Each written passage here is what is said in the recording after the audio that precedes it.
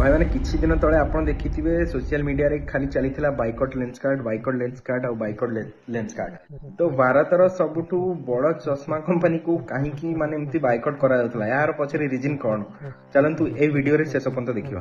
भाई कथा या कि माने लेंसकार्ट रो गोटे इंटरनल डॉक्यूमेंट वायरल हैला जो थरे लिखा हितला कि स्टोर गुड़ा करे बिंदी टीका माने तिलक ये सब हिंदू धर्म धार्मिक सिंबल्स गुड़ा बैन अच्छी किंतु हिजाब अलाउड अच्छी।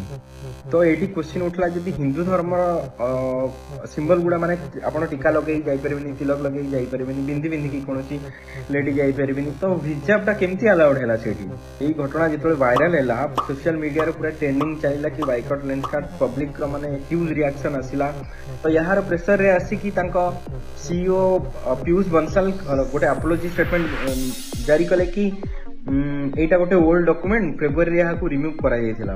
तो जदि फेब्रुआरी रे यार रिमूव हेतिला तेबे आजि पर्यंत यहाँ चलीथिला कि भाई कथा हला जदि फेब्रुआरी रे ए डॉक्यूमेंट रिमूव करा जायतिला देन एम्प्लॉय माने काहे कि एते दिन धरि सफर होतले ता पई काहे कि ऑडिट रे बिंदी देखि एम्प्लॉय मानक पॉइंट कटा जाउथला।